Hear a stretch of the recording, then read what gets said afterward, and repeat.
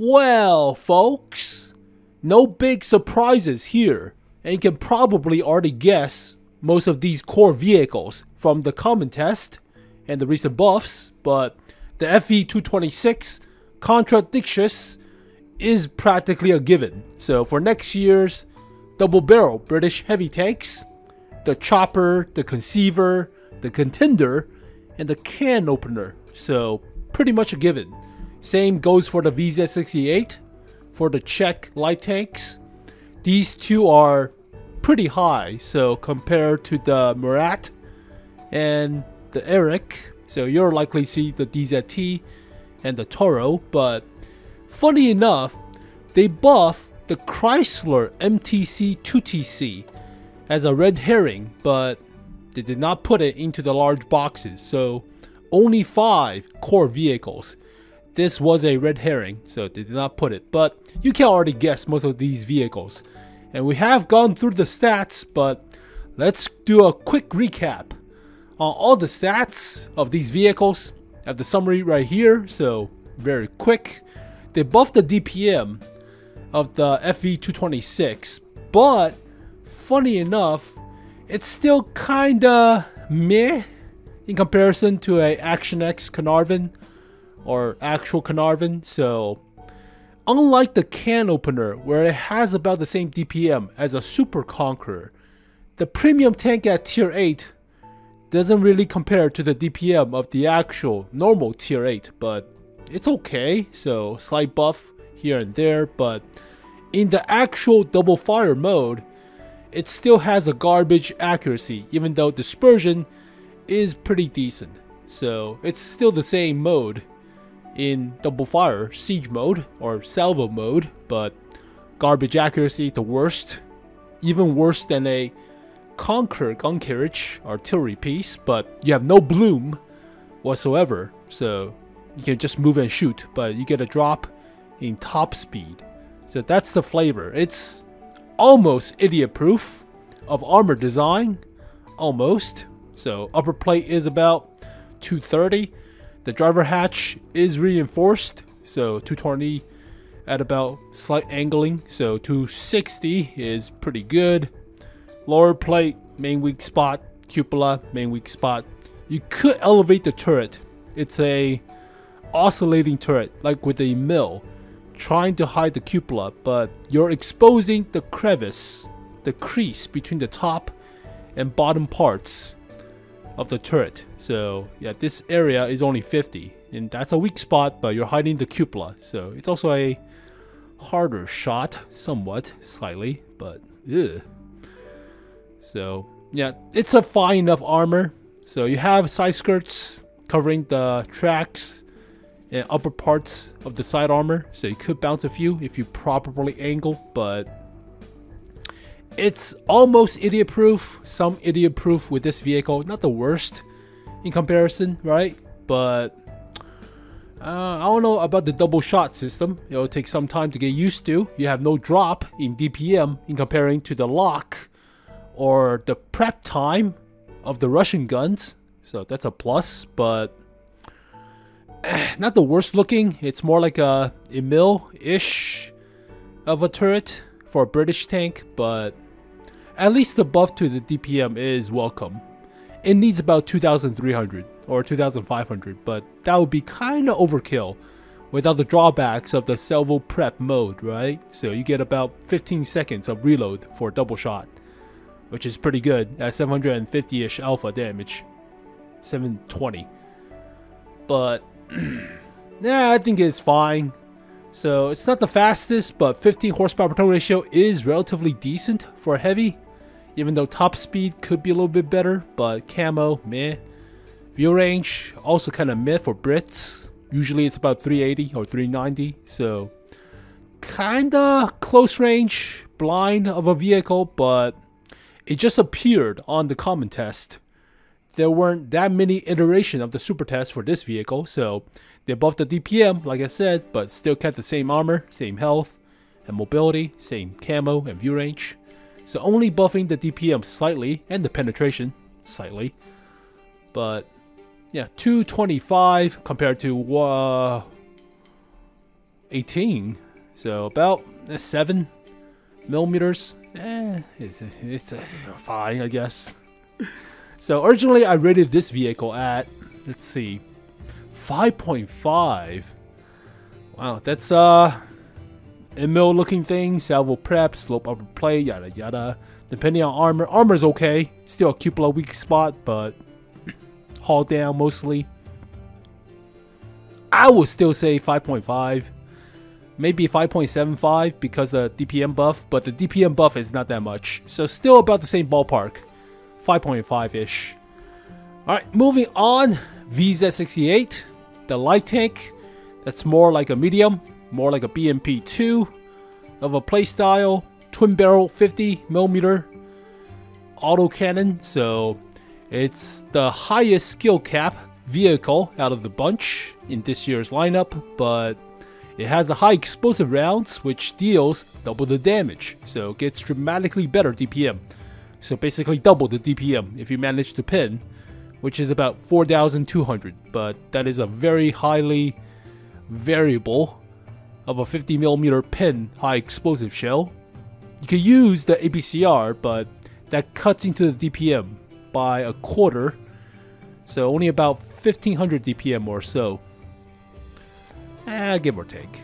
But stats lineup wise, vehicle got a top speed buff and a little bit more of a horsepower per ton ratio engine buff, and that's practically it. So the gun did not get changed, dispersion while moving did not get changed. It is still more like a medium tank in playstyle. It is highly effective in close range city maps supporting heavy tanks. When it's faced off against a light tank, like a ELC-EVN-90 on Prokhorovka, you're going to get screwed. So you are not a spotting light tank. You're not going to outspot the ELC. Not even close. So this is more like a medium tank. You play it like a medium tank, mostly, but let's see. Stats wise, same DPM, same accuracy, aim time, armor, health, just a little bit more top speed, engine power. If this thing has about 60 horsepower per ton ratio with about 30, actually 60 kilometers per hour top speed with 30 horsepower per ton ratio, I think that would be a little bit more effective as a combat light tank with a little bit more health at about 1,200 or so, but I still feel it's fine. Of a light tank, it has no armor, so slightly slope upper plate, but it's only 20. That doesn't matter much, gets overmatched by anything else. So yeah, not the worst vehicle. It does go through hard terrain pretty quick, so very good terrain resistance for hard, and soft is not that bad, so you'll reach that top speed, but traverse for soft terrain is kind of crap for light tanks at 12 degrees per second, so it gets kind of bogged down. Let's compare this to a actual combat light, like a Bulldog. It's better than Bulldog. That's fine. LT432, better than LT. Why is the effective traverse for soft so crap? Even though it has better terrain resistance for soft. I don't know how this value gets calculated, but somehow effective traverse for soft is utterly horrendous, even though it has pretty good terrain resistance for some reason. So be wary of that. I don't know how accurate this is, but don't go through the mud. This might be a weird detriment to the vehicle that nobody notices, but traverse throughout mud is pretty crap, so just be wary, even though it doesn't show it on actual terrain resistance. Funny enough. With the actual VZ64, it's the same, but somehow still crappier. Alright, fine, just be wary of that. That sucks. So, that is a very hidden stat, soft stat, that you have to be wary about. Off-road driving might help, but if it's a frontline map, if you have support, or if it's a city map that you have all the close range fighting, this is a very good gun. especially killing stuff like the Waffentriggers or Su-130 No question, you'll burn those vehicles like nothing. But if it's an open field map, if the opponent's light tank is still alive, like a EVN-90, then oof, that's kind of bad. But I still like it for the medium tank aspect. I play more medium tanks than actual light tanks, so originally 6.5. Wow, I was generous, but it's still pretty good. Slowest of light tanks at tier 8. Plays like a fast medium tank than a light tank. Comparable to a BMP2, practically. Yeah, a smaller turret on the BMP2 though. It's not double barrel, but a small detail. Support light tank. I still say 6.5. It's a very high skill cap of a vehicle, so definitely the most difficult to play vehicle out of the bunch. But if you could play this on front line, that might be fun. That might be fun, but we'll have to see. And next up, we have the Quasimodo, the Igor pattern, XM57. So I already covered this as well. It's a Igor pattern, shape of a pattern with a humpback of a thing, like a Excalibur or the Taurus. No. What the hell was I thinking about? There's another vehicle. The GST, the Kampfpanzer III GST with a term. That's a more rectangular version of a Leopard 1 with a humpback. This is more pattern version of a humpback with a egg shape or oblong shape of a smooth roundedness to the hump, but large caliber gun, 155. And let's take a stats summary of this vehicle. Buff the accuracy, aim time, and slightly dispersion while moving. Still kinda sluggish, slowish. 13.5 is alright, but top speed is super heavy. So, yeah, chugging away at a very abysmal top speed. And terrain resistance is kinda crap. Also, only 1300 health, not the healthiest of the bunch. Mostly relying on the armor. And armor is situational. There is a cupola in the back. Ugh. That's 200, 152. Ick. Upper plate. Oh god, not great. Oh, 200, 220. It is a V-shaped hull, so kind of side scraping is decent enough, but the hull armor is still not the prettiest. Not the thickest. It is a weird troll of a sloped turret thing. That's like with the Concept 1B futuristic design, but you can't shoot the hump in the back, and that's only about 250. So armor is not the greatest. Not really. Yeah, you have a V-shaped hull. It is ricochet. Same goes with the hump. But if you shoot the actual hump with a gold shell, possibly could pin.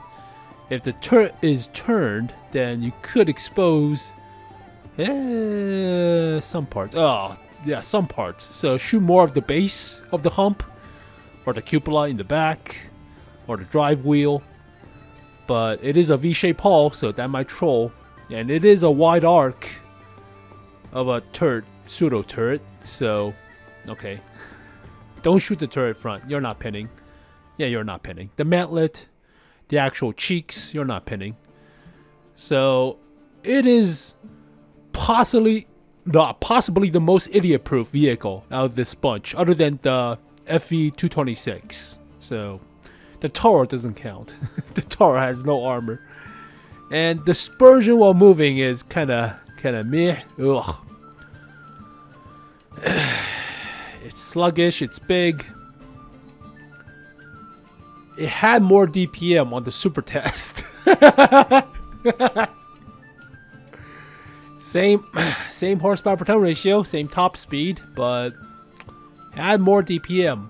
Even though accuracy is not as good, aim time is surprisingly faster. 2.6 comparison to 2.8. Worse accuracy, fine, but about 400 more DPM on the super test. Did it had more health? Did it have better armor? 120 and 305. About the same. On paper at least. But at least it had more health and more DPM. You don't need the accuracy at close range. 0.4443 accuracy is whatever. If you're at close range with a big caliber gun. 630 alpha. Yeah, same alpha, but you have more DPM. About 300 more. God dang it. I prefer more DPM over the accuracy at close range, but 5 out of 10. Oh god, highly depending on armor. I don't know. Upper plate is giving me problem. The 200mm upper plate. Not great. Not really that great. It's like with the XM57. It's a little bit better, but hull armor is not great. Yeah, hull down. You need to be hull down at 7 degrees of gun depression. It might not be as idiot proof as with the FV226, but it's still pretty idiot proof if you manage to side scrape slightly at a better angle than this. But it is a V-shaped hull, so only 63 though. Ah, god. It needs more DPM. It's 5.5 at best. More comparable to 66F as a versatile TD than assault TD. The hull armor needs to be at least 220 or 230. 200 doesn't really cut it. So yeah, the hull armor does not look good. I think 5.5 at best. The 𝗟𝗲𝗵𝗶𝗰𝗽 patent. Yeah, 5.5 at best. DZT-159. This thing got buffed, funny enough, but it actually counteracts the super test. So summary wise, lots of buff. Definitely lots of buff. Buffing the DPM twice. There's going to be a micro patch with the holiday ops stuff, and buffing the reload time again. So buffing the DPM to about 2,350 or so. So even more buffs for the reload. And better dispersion while traversing the hull and the turret. So yeah, 0.25 originally suck. It's about the same as the 590, the object 590, and that thing sucks dispersion wise. But yeah, 0.23 while moving to 0.2 while hull traverse, and 0.08 while turret traverse. A lot more respectable, but still kind of crap for traversing the hull and moving the hull. I mean, at least you have the DPM to compensate. And better aim time. So about 2.5-ish, 2.6-ish aim time. 0.2 seconds of aim time. Better horsepower per turn ratio. That's a big plus. Better traverse. Better top speed. Effectively. On soft. But oh god. Let's see the actual armor. I remember the cupola is actually the same as with the WZ tanks, but yeah, commander cupola, loader cupola. It is more in the back, so you can actually hide it while gun depressed.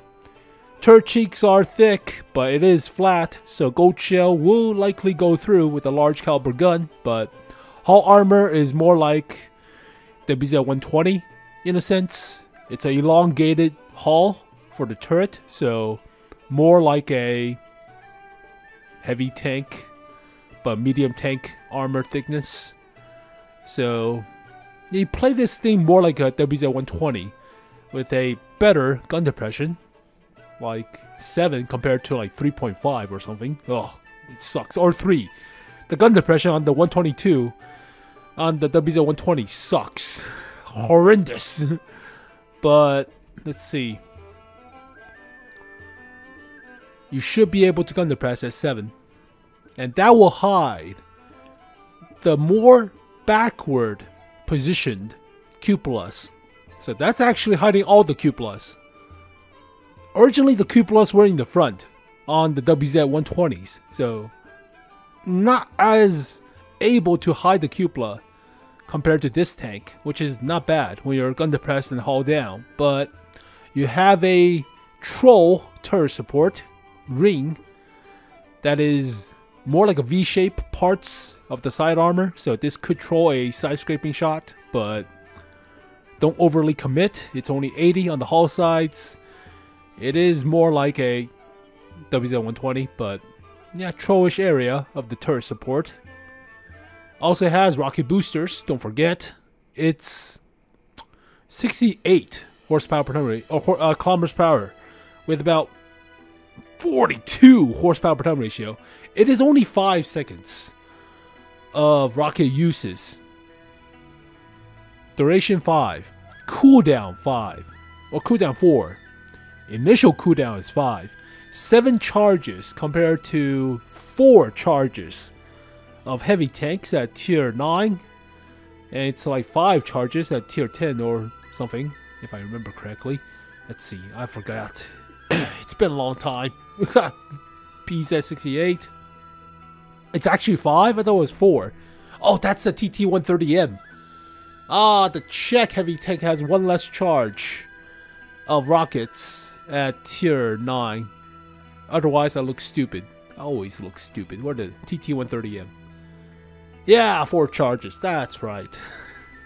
So you have more charges to play with, but it boosts half the amount in a sense. So more like a quick burst of speed. But you do have a little bit better horsepower per ton ratio compared to a heavy tank, definitely. Yeah, TT-130M sucks. That thing needs a buff. It's a free vehicle after all, but yeah, this thing has been buffed across the board. It seems like pretty decent, right? But funny enough, again, this is the actual original DPM on the super test. They're just buffing it back to the super test. It got nerfed super hard to about 1900 and just repeatedly buffed twice back to the original. So practically no change, but you have more health, 200 more health on the super test with about the same armor. And not as good horsepower per ton ratio, fine, but still 40-ish kilometers per hour top speed. Camo sucks, but it's more like a heavy tank. They buffed the camo 6% to 14%. That is dramatic. 6%? That's a heavy tank camo for a medium tank. But I feel like the 200 health cut is kind of significant. But you can still make it work with 1600 health and the armor and haul down. So they're basically buffing it back to the original DPM while buffing the dispersion and horsepower per ton ratio. So originally I rated this vehicle at 5.5. So it's like the original one. You're trading health for better mobility, right? For more engine power and better camo. WZ-121 chassis with a massive turret on top, housing a 122. Thick turret front by iconic. Cupel on top of it, yeah, pretty much. But it's more in the back, so easier to hide. Practically, that doesn't suck as much as the 114. Yeah, 114 sucks. I would say 6 out of 10. It might be second best medium tank, premium tier 9 medium tank, other than the UDES 0303. The rest of the tier 9 premium medium tanks are kinda questionable. Like really, the 𝗟𝗟 is alright. This is a little bit better in comparison, but tier 9 premium medium, this might be the best. Dispersion wise also, this dispersion sucks ass.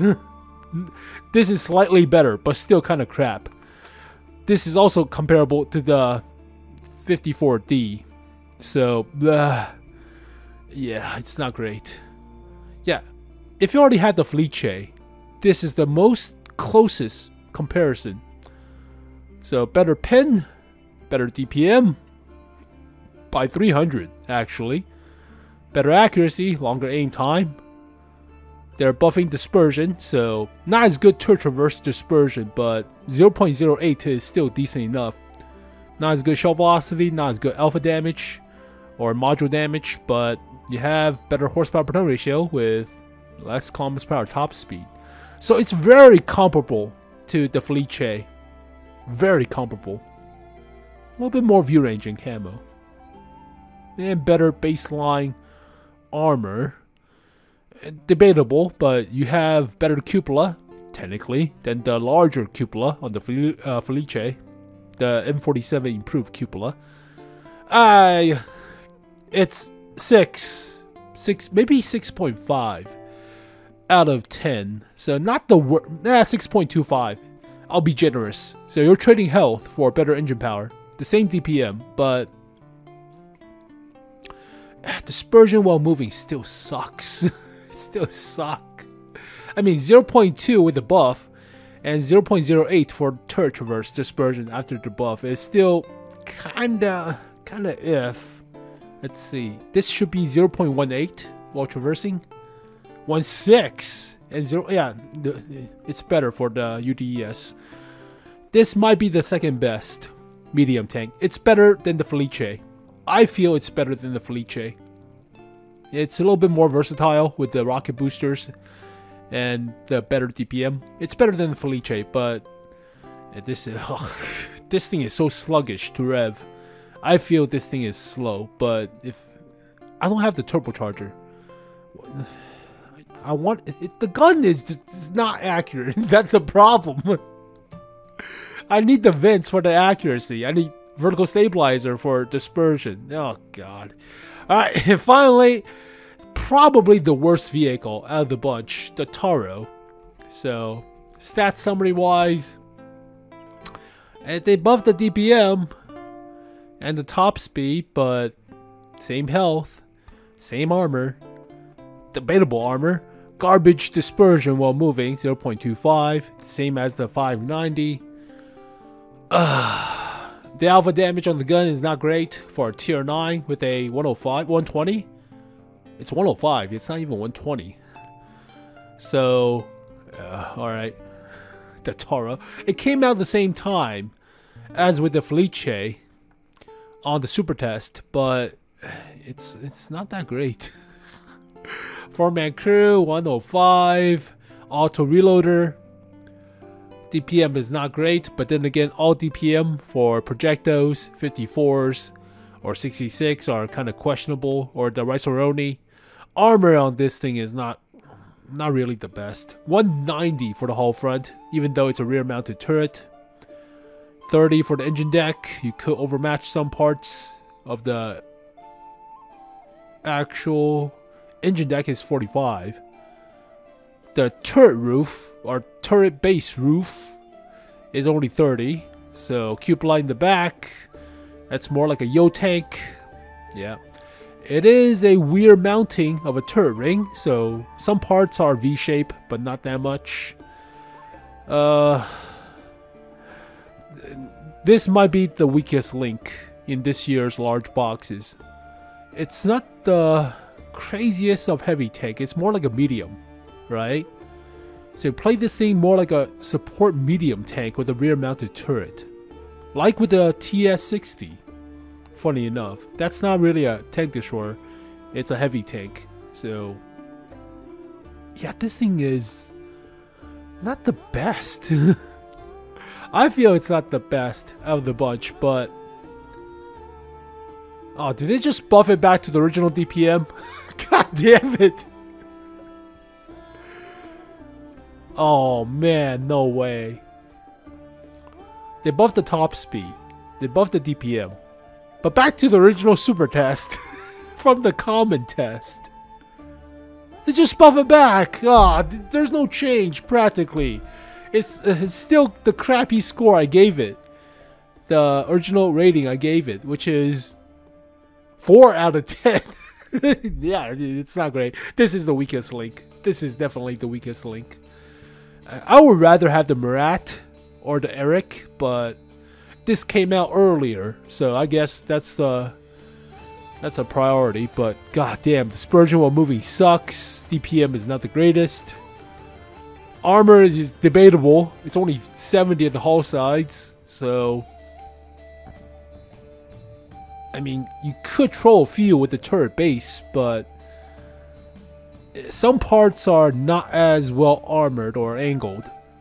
Only about 200, so it's not reliable side armor. Not reliable side scraping compared to the VK4502 𝗥𝗲𝗵𝗶𝗰𝗽.